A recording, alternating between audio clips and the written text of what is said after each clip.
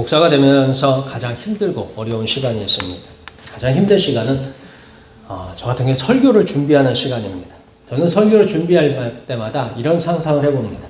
나중에 제가 이제 천국에 가서 하나님 앞에 섰어요. 그러니까 이 땅에서 뭘로 일했어요? 목사로 일을 했잖아요. 하나님 앞에 섰는데 하나님께서 저한테 이런 말을 하면 어떨까 하는 그런 생각을 가끔 해봅니다. 나는 그런 설교를 한 적이 없었어. 그것은 내 마음대로 한 설교야 라고 하나님이 말씀하시면 저는 얼마나 부끄러울까 하는 생각을 설교를 준비할 때마다 해봅니다. 그래서 제가 설교를 준비할 때마다 하나님께서 이 설교와 함께 해달라고, 그리고 이 설교가 하나님의 뜻에 맞춰달라고 그렇게 기도하면서 준비를 합니다. 그 중에서 가장 어려운 설교는 이 절기설교입니다. 절기가 몇 가지 있어요, 교회 안에는. 그래서 우리가 흔히 가장 기쁜 날, 성탄절, 그리고 이제 또 돌아오는 부활절, 그리고 오늘은 이제 종려주일이죠. 이게 왜 어렵냐면, 요 해당하는 본문이 많지 않아요. 그래서 그 본문을 많지 않은데, 그거를 수년간 계속 설교를 하다 보니까, 어떻게 해요? 그 본문 가지고 설교를 하고, 또 하고, 또 하고, 또 하고 하는 거예요. 그때마다 하나님 앞에 고민이 많습니다. 우선 절기 설교 한정적이고 이 설교를 준비하는 과정이 생각나는 두 분 장로님이 있습니다. 한 분은 고향교회 장로님이십니다. 이 장로님은 성경책에 장절에다가 연월일을 이렇게 써놔요. 여러분들 성경책을 보면 장에 보면 이렇게 숫자가 크게 돼 있죠. 그 위에다가 몇 년, 몇 월, 며칠 이렇게 딱 써놔요. 그런데 그걸 갖다가 몇 년, 몇 월, 며칠이라고 쭉 써놓는데 그게 빽빽하게 성경책에 기록되어 있어요. 그 장로님은 성경책을 바꾸면 제일 먼저 하는 게 지난번 성경책에 있던 그 몇 년, 몇 월, 며칠을 새 성경책에다 그대로 옮기는 일을 하셔요. 그렇게 매번 적으시면서 하시는 말씀이 있어요. 목사님이 설교를 하시러 올라오시면 제가 맨날 그 장로님 뒷자리에 앉았는데 장로님 하시는 말씀이 뭐라고 하냐면 에헤이 목사님이 게을러서 이걸 몇 번째 설교하는 거야. 그 얘기를 그냥 하셔요. 그러면서 예배 시간에 주무십니다. 그러니까 목사님 얘기를 가만히 들을 때 그때는 제가 학생이니까 그러면 이제 목사님이 옛날 설교를 그대로 하는 건가 하는 생각이 들 정도로 그냥 주무셔요. 다른 한 분 장로님은 목사님이 설교하는 동안 노트에 설교를 자세하게 요약해서 적습니다. 마치 우리가 학교 시절에 학교 다닐 적에 수업 시간에 선생님 앞에서 가르치시잖아요. 말하잖아요. 그러니까 노트에다가 이렇게 다 적듯이 그 장로님은 설교를 노트를 갖다 놓고 다 적으세요. 그리고 집에 가셔서 자기 부인하고 함께 이 설교를 다시 이렇게 다시 생각을 하시면서 나눈답니다. 그냥 그날 받은 은혜를 나눕니다. 언젠가 부인되는 권사님께서 저에게 하시는 말씀이 목사님 설교를 참 열심히 준비하셔서 은혜가 됩니다 라고 하십니다. 그래서 그게 무슨 소리인가 싶어가지고 권사님한테 물었어요. 아니 제가 설교를 준비하는 건 당연한 건데 그걸 어떻게 그렇게 아세요 하니까 자기 신랑이 남편인 장로님이 수십 년 동안 설교를 다 어떻게 했어요? 정리를 다 하셨어요. 제가 이제 부목사로 섬기는 교회 담임 목사님 설교, 부목사님들 설교, 아무튼 예배 참석할 때마다 그 설교들을 노트에다 다 정리를 하신다는 거예요. 그래서 수십 년 설교를 그 요약 정리해가지고 은혜되는 말씀은 다시 보고, 다시 보고, 다시 본다고 하십니다. 그래서 제가 항상 설교 준비하는 시간이 되면 이 두 분 장로님이 항상 생각이 나요. 그래가지고 저를 정말로 괴롭게 합니다. 저하고 가끔씩 제 사모가 예전 설교도 충분히니까 은혜되니까 다시 하면 되지 않느냐. 사람들이 기억 못하니까 다시 설교를 해보자 라고 저를 가끔씩 꼬십니다. 그래서 저는 설교 준비할 때마다 그렇게 꼬시면 갈등합니다. 다시 해볼까 하는 생각이 들기도 하고 나중에 하나님 앞에 가가지고 한마디 들을까 싶은 생각이 들기도 합니다. 그런데 그때마다 우리 주님께서 십자가에 달리실 그 고통과 그 괴로움에 비하면 이건 아무것도 아니라는 생각에 다시금 설교를 준비합니다. 오늘 말씀을 통해서 예수님의 길을 발견하고 따르기를 축원합니다.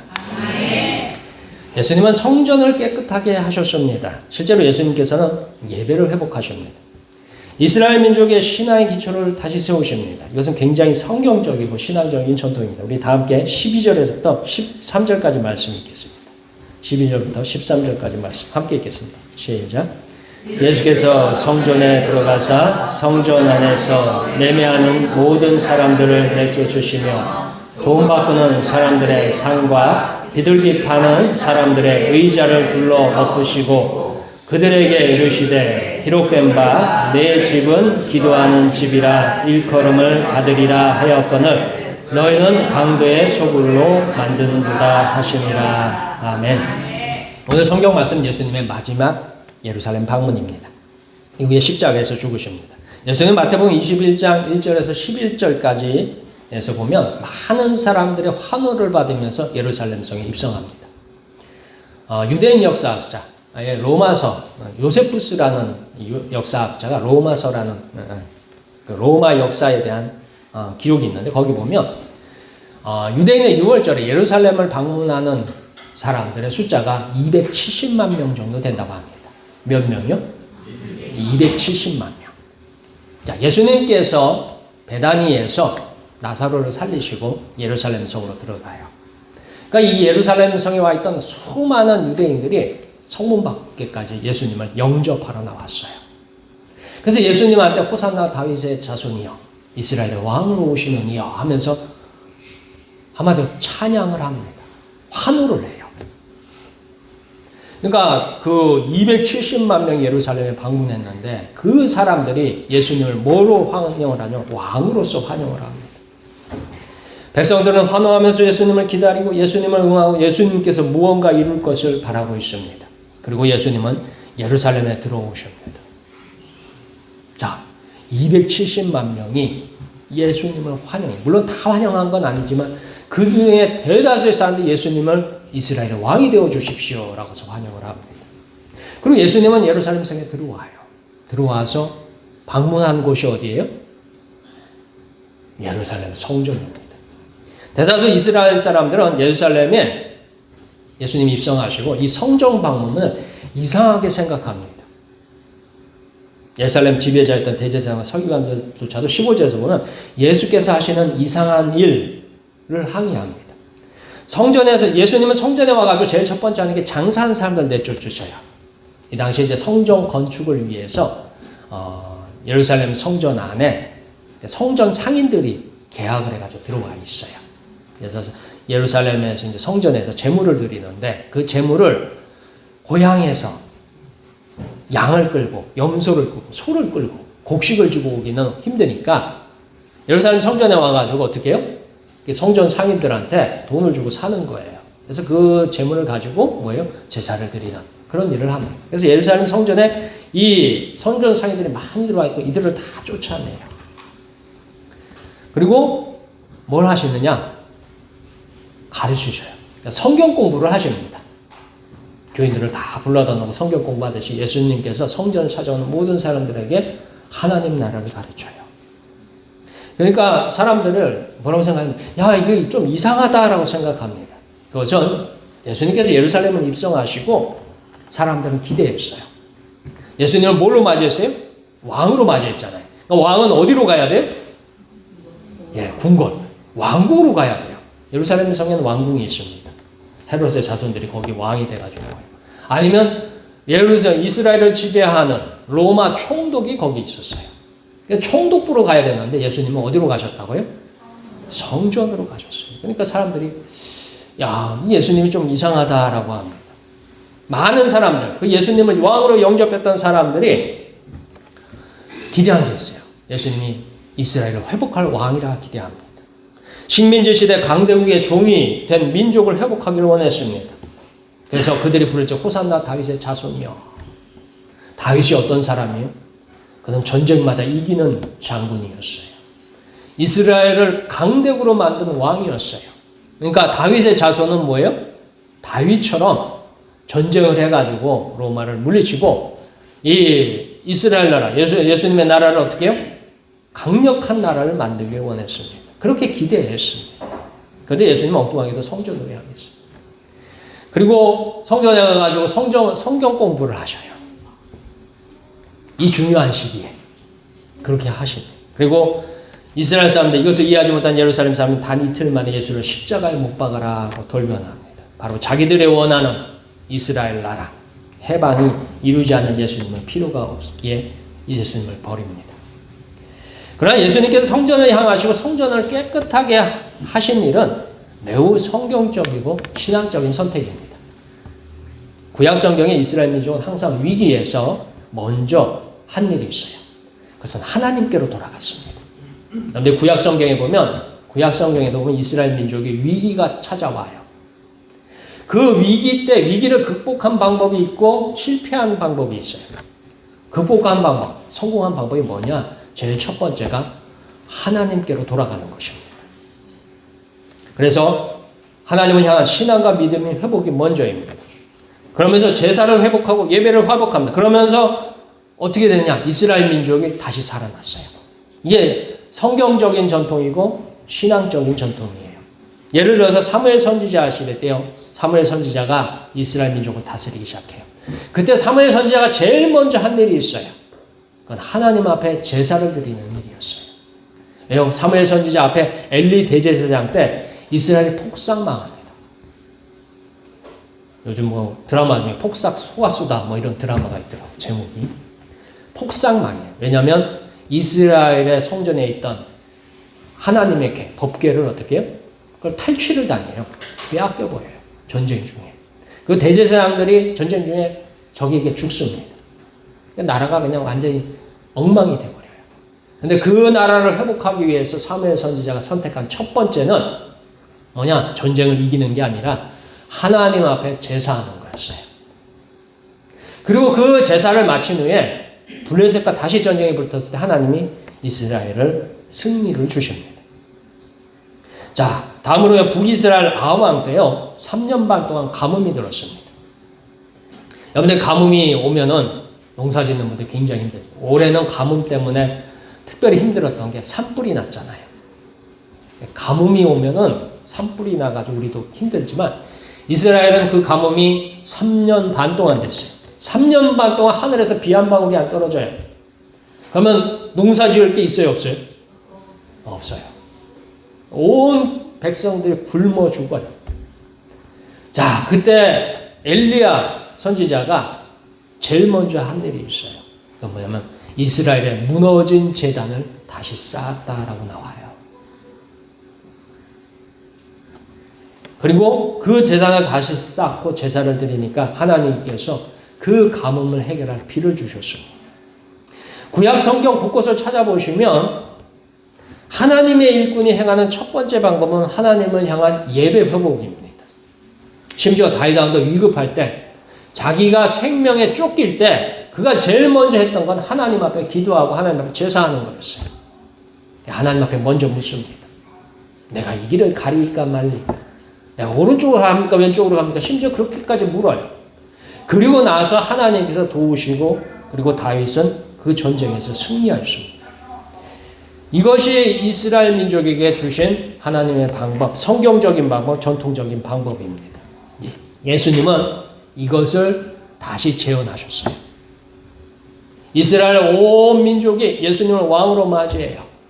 왕이 되신 예수님께서 첫 번째 한 건 뭐냐면 우리가 누구에게로 돌아가자?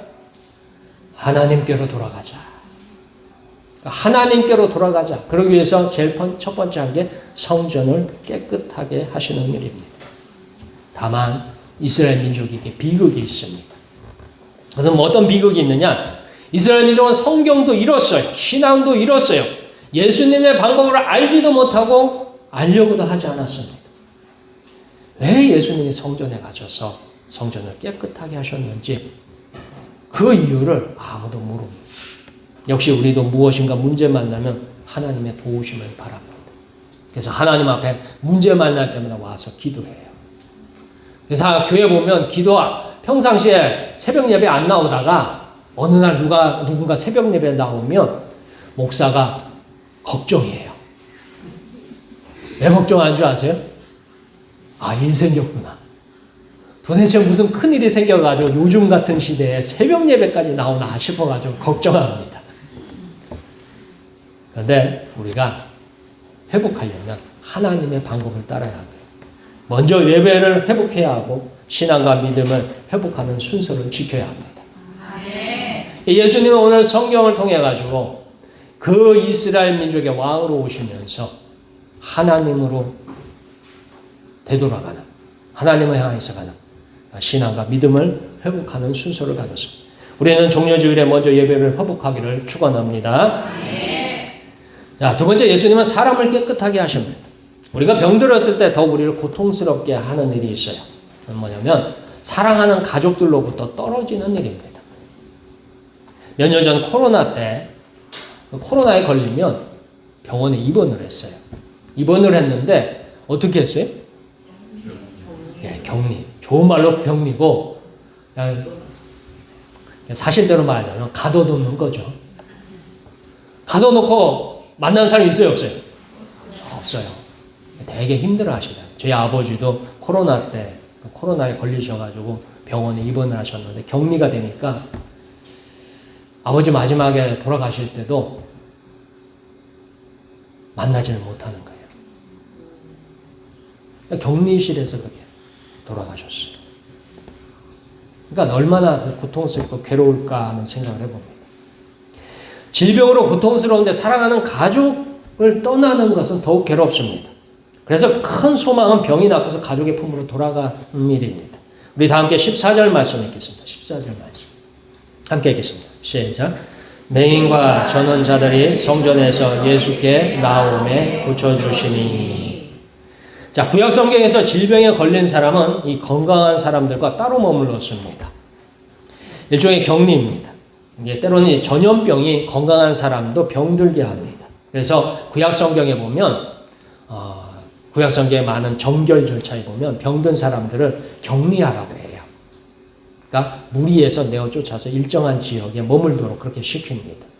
그런데 구약 성경에 보면 또 이렇게 격리를 하는 쪽이 또 있어요. 어떻게 하면 죄인들을 이렇게 격리했어요. 율법적이거나 아니면 하나님의 말씀을 어긴 죄인들은 또 제사장들이 어떻게 했어요? 그들도 이제 무리해서 내보내가지고 일정 지역에 머물도록 격리를 했어요. 이게 비슷하죠? 병든 사람을 격리하는 거나 죄인들을 격리하는 거나 모양은 비슷하잖아요. 따로 떨어뜨려 놓는 거. 근데 내용은 같아요? 틀려요? 내용은 완전히 달라요. 그런데 어느 순간부터 이스라엘 민족은요, 이 병든 사람도 격리하고 죄인들도 격리하니까 병든 사람이 뭐라고 생각했어요? 죄인이라고 생각하기 시작했어요. 왜요? 모양이 똑같으니까. 병든 사람은 질병으로부터 건강한 사람을 지키기 위해서 격리했고, 이 죄인들은 뭐예요? 죄인들은 경건한 사람들에게 죄가 옮길까봐, 이스라엘 민족의 그 죄가 번질까봐 그들을 격리했어요. 올라 따지면 이런 거예요.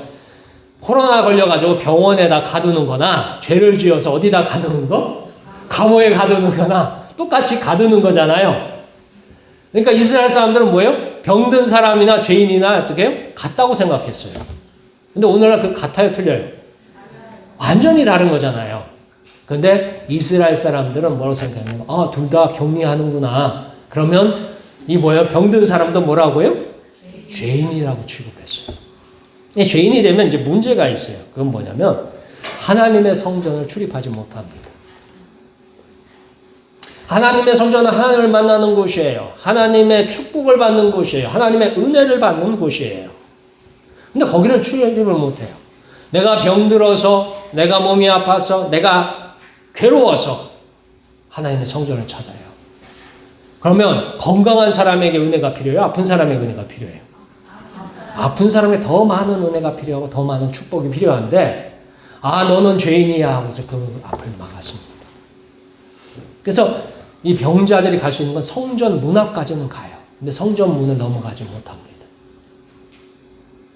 그래서 예수님께서 그들을 어떻게 해요? 불러다가 병을 고치시고 성전 안으로 불러들이시고 어떻게 해요? 가르치십니다. 왜요? 그들에게도 하나님의 은혜가 필요하고 하나님의 축복이 필요하고 하나님의 거룩함을 회복시킵니다. 오늘 우리가 예배드리는 장소를 성전이라고 합니다. 하나님을 만나는 곳이며 하나님의 복을 받는 곳입니다. 그렇게 예수님은 성전을 깨끗하게 하여서 하나님을 향한 제사 예배를 회복하셨듯이 오늘 사람을 깨끗하게 하셔서 하나님의 은혜를, 축복을, 구원을 회복하셨습니다. 분명히 성경적이고 신앙적이고 하나님 아버지를 기쁘시게 하는 방법입니다. 예수님께서 종려주일에 이스라엘을 왕으로 사람들이 맞이했지만 예수님이 그 다음 행보는 철저하게 성경적이었어요. 철저하게 신앙적이었어요. 이스라엘 민족에게 주어진 전통적인 방법을 따릅니다. 예수님은 이스라엘 민족이 하나님의 방법으로 돌아오고 하나님께 주시는 은혜를 누리기를 원하셨습니다. 우리 모두 하나님의 방법을 선택하기를 축원합니다.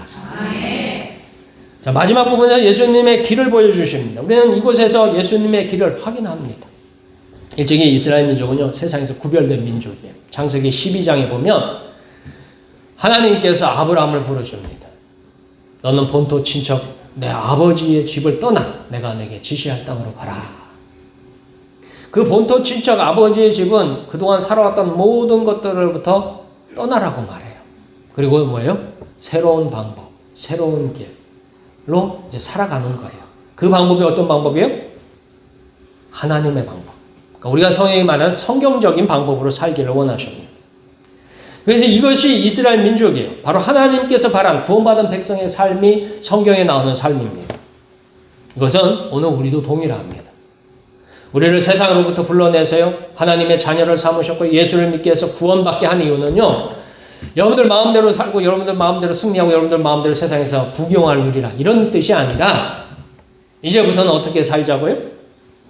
예수님이 원하시는 삶을 살고 하나님이 원하시는 방법대로 살기를 바라기 때문에 여러분들을 세상에서 불러내신 줄 믿으시길 축원합니다. 우리 다 함께 15절에서 17절까지 말씀 읽겠습니다. 15절부터 17절까지 말씀 함께 읽겠습니다. 시작. 대제사장과 서기관들이 예수께서 하시는 이상한 일과 또 성전에서 소리질러 호산나 다윗의 자손이여 하는 어린이들을 보고 노하여 예수께 말하되 그들이 하는 말을 듣느냐. 예수께서 이르시되 그렇다. 어린 아기와 젖먹이의 들의 입에서 나오는 찬미를 온전하게 하셨나이다 함을 너희가 읽어본 일이 없느냐 하시고 그들을 떠나 성 밖으로 베다니에 가서 거기서 유하시니라. 아멘. 대제사장과 서기관들은 예수님께서 하시는 일을 이상한 일로 보았습니다. 왜 예수님을 이상하다고 생각할까요? 그것은 대제사장들과 서기관들이 성경에서 멀어졌습니다. 성경적인 방법을 잊었습니다. 그들은 세속적이며 세상적이며 인간 중심적입니다. 그래서 성전에서 성전 건축을 위해서 사실은 예루살렘 성전을 60년 동안 지었다고 해요. 그러니까 1, 2년 짓는 게 아니라 60년 동안 짓고 있어요. 그러니까 예루살렘 성전을 지으려면 60년 동안 지으려면 성전 건축을 하려면 뭐가 필요해요? 네, 돈이 필요하죠. 헌금이 필요해요. 근데 이 헌금을 구할 방법을 고민하다 쓴 것이 뭐냐면 오늘날 이제 교회에서도 가끔 이제 바자회 같은 거 하잖아요. 근데 이제 여기서는 재물을 가지고 성전 상인을 계약을 해가지고 성전 상인이 얼마를 내고 그 재물을 제사 드리는 사람들에게 파는 그런 일을 합니다. 그리고 성전을 이익을 얻는 도구로 사용하고 있습니다. 대제사장들과 서기관들에게 성경적인 방법, 하나님의 법은 사라졌습니다. 이미 이스라엘 땅은 로마의 식민지예요. 그리고 구약시대 이스라엘의 고유 민족, 나라가 멸망한 지 400년 정도 흘렀어요. 그러다 보니까 이 이스라엘 사람들은요, 현재는 로마의 통치, 사상, 문화, 일상이 이스라엘 민족을 지배합니다. 그러니까 어쨌든 로마 땅이잖아요. 그러니까 로마의 일반적인 문화, 로마의 소식들, 로마의 어떤 지배하는 구조들이 이스라엘 민족이 다 익숙해져 있어요. 그걸 알고 있어요. 오랫동안 그들은 세상과 타협하면서 섞여서 살았습니다. 그 로마에서 일상적으로 일어나는 일이 있습니다. 로마 사람들이 잘했던 일 중에 하나가 뭐냐면 내란을 잘했고요. 쿠데타를 잘했어요. 우리도 얼마 전에 아주 심각한 일을 좀 경험을 했죠. 로마 사람들이 잘했던 게 뭐냐면 이 쿠데타를 굉장히 잘했어요. 일찍이 성경에 나오는 로마의 황제 가이사 아구스도, 예수님이 태어났을 적에 그때 호적하라고 명령한 황제가 있어요. 성경에는 가이사 아구스도 나와요. 그러니까 아우구스투누스인데 로마의 초대 황제인데 그 황제조차도 어떻게 해요? 자기의 군대를 가지고요 로마의 정권을 탈취하고 황제가 되었습니다. 예수님 시대 로마는요 군대를 이용해서요 반란과 쿠데타로 황제가 될 수 있었어요. 그래서 로마 역사에 보면 많은 황제들이 군인 황제들이 많아요.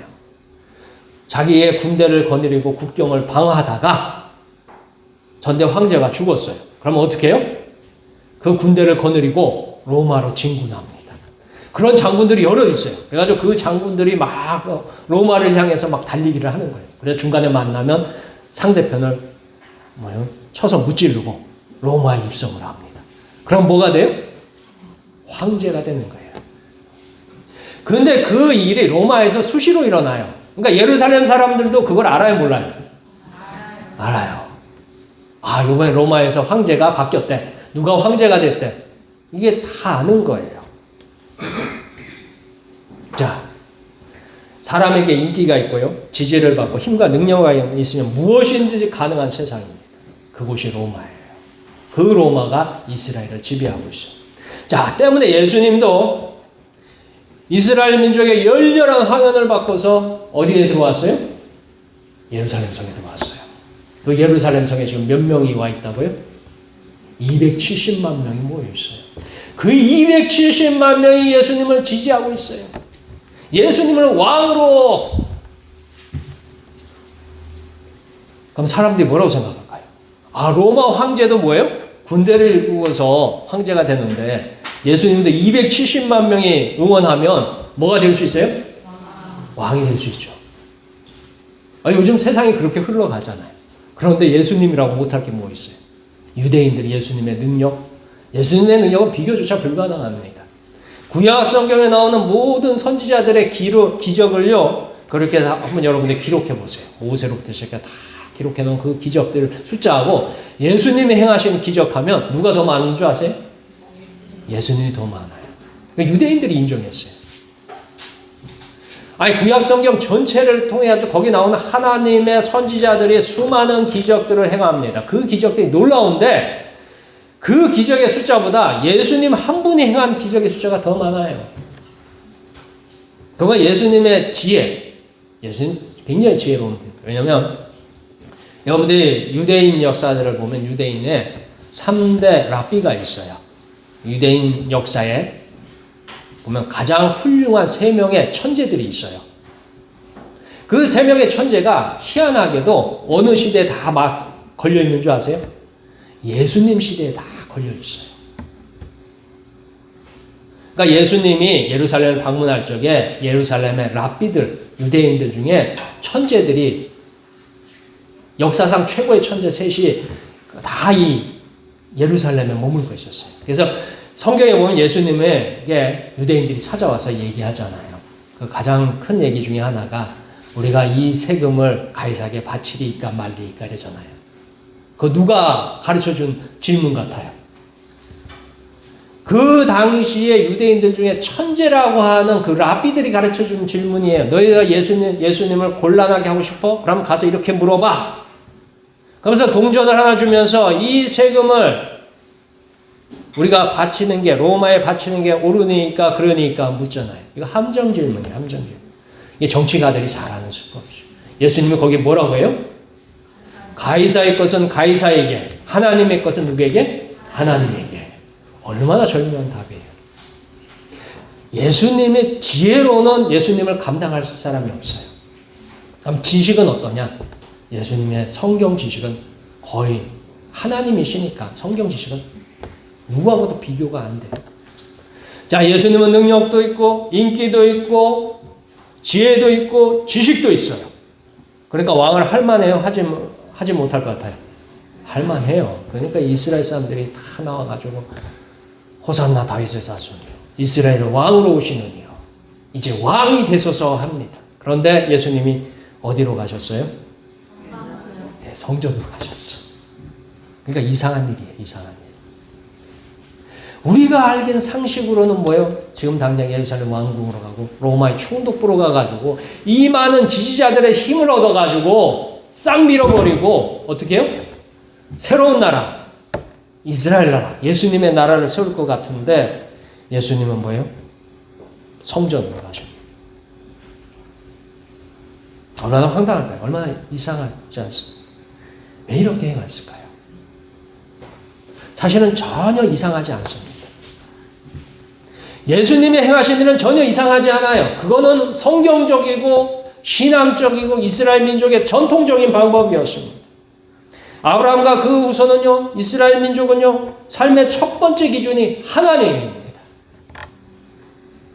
그래서 모든 상황에서, 모든 일에서 하나님을 따르고 훈련을 받았고 하나님의 말씀을 순종하면서 합니다. 그 모습을 보고 세상 사람들이 조롱하고 멸시하지만 이상하게 이스라엘 민족은 조롱받고 멸시받았지만 승리했어요. 왜요? 그들의 능력으로요? 그들의 힘으로요? 그들의 재산으로요? 아닙니다. 누가 도와줬기 때문에요? 하나님이 도와줬기 때문이에요. 그게 이스라엘의 방법이에요. 바로 하나님께서 지혜를 주셨으며 지식을 주셨으며 능력을 주셨으며 물질을 주셨으며 승리를 주셨습니다. 그러면 어떻게 이스라엘 민족을 고치며 다음 부흥시키며 세울 것인가 찾아야 합니다. 다시 이스라엘 민족은 하나님의 방법 말씀으로 돌아가야 합니다. 이제 예수님은 이스라엘 민족에게 예배를 살리고 사람을 회복시키시고 영혼을 구원하는 길을 가십니다. 예수님의 길을 가십니다. 성경에서 약속한 하나님의 방법을 완성코자 하십니다. 이것은 정당한 일입니다. 그렇게 어린아이들의 찬양을 환영합니다. 어린아이들의 찬양을 통해서 이스라엘 민족이 사는 하나님의 방법, 성경적인 방법, 전통적인 방법을 알리고 있습니다. 문제는 있어요. 어떤 문제가 있느냐? 이스라엘 민족은 하나님의 방법과요, 성경적인 방법을 거절합니다. 하나님께서 주시는 은혜, 축복을 거절합니다. 그들은 보다 확실하고 빠른 방법을 원했습니다. 세상의 길을 선택했어요. 예수님의 능력과 인기와 지혜로 로마를 물리치고 다윗처럼 세상을 지배하기를 원했어요. 그리고 세상의 방법, 세상의 길을 거절한 예수님을 원하지 않았습니다. 그래서 예수님을 버렸어요. 그래서 단 이틀이 지나고 3일째부터 예수님을 십자가에 못 박아라. 그리고 뭐예요? 6월절. 그날에 예수님이 십자가에 돌아가셨습니다. 그리고 사흘째 되는 날 어떻게 하셨어요? 예수님께서 부활하십니다. 세상적인 방법이 옳으냐? 예수님의 방법이 옳았느냐 했을 적에 하나님은 누구의 방법을 손들어 주셨어요? 예수님의 방법을 손들어 주셨어요. 예수님의 길을 승리하게 하셨어요. 자, 우리는 어떻습니까? 성경은 항상 하나님을 먼저 찾도록 예배를 드리도록 기도하도록 찬송을 부르도록 성경대로 순종하도록 요구합니다. 그리고 교회 목사님들도요, 동일한 말을 앵무새처럼 외칩니다. 세상 사람들이 다 알아요. 목사님이 무슨 말 할지를. 어떻게 살라고 해요? 성경대로 살라고 해요. 기도하며 살라고 해요. 이거 주일날은 어디 오라고 해요? 네, 교회 오라고 해요. 다 알아요. 앵무새처럼 하도 외쳐가지고 이제는 다 알아요. 근데 이 방법이 맞을까요? 틀릴까요? 의심스럽습니다. 많은 젊은이들이 의심하는 게 이거예요. 과연 목사님이 말하는 방법이 옳으냐 그르냐 여기 의심을 가져요. 예수님의 방법은요, 성경의 방법은요 답답합니다. 첫째. 이 성경이 얼마나 오래된지 몰라요. 이 오래된 구닥다리 성경을 요즘도 쓰고 있어요. 요즘같이 그냥 AI가 그냥 AI가 요즘 설교문도 써주더라고요. 그런 시대인데 뭐예요? 답답하고 느리고. 또 예수님의 방법, 성경, 교회에서 말하는 방법은 또 특징이 있어요. 무엇인가 되는 것 같기도 하고 안 되는 것 같기도 합니다. 뭔가 화끈하게 결과가 나와야 되는데 목사님이 예배를 드리고 기도하라고 하는 게 이게 되는 것 같기도 한데 또 안 되는 것 같기도 해요. 이게 아리송합니다. 그래서 이 젊은이들, 학생들, 어린 학생들 중에서 굉장히 이 교회에 대한 불만이 많고 신뢰하지 못하고 여러 가지로 방황하게 합니다. 성경이 말하는 방법은요, 하나님께서 행하신 일을 믿고 의지하는 방법입니다. 내 손으로 쟁취하는 게 아니에요. 내 능력으로 차지하는 게 아니라 누가요? 하나님이 가져다 주시는 걸 기다리는 거예요. 하나님이 기회를 주실 수 있고요. 능력을 주실 수 있고요. 하나님이 내게 내가 생각하는 것보다 더 큰 거를 주실 수 있다는 것을 믿고서 기다리는 것. 삼위일체 하나님께서 우리에게 베푸신 일을 인정하고 받아들이는 길입니다. 우리가 하는 일은요, 우리를 위해서 싸우시는 하나님의 편에 서는 것입니다. 우리가 성경대로, 말씀대로, 은혜대로 살아가는 이유입니다. 내가 하나님의 편에 서기 위해서. 성경대로 살고요. 내가 하나님의 편에 서기 위해서 기도하고요. 내가 하나님의 편에 서기 위해서 예배를 드리는 겁니다. 한 주간도요, 예수님의 방법, 예수님의 길을 묵상하고 예수님의 은혜와 받기를 축원합니다. 기도하겠습니다.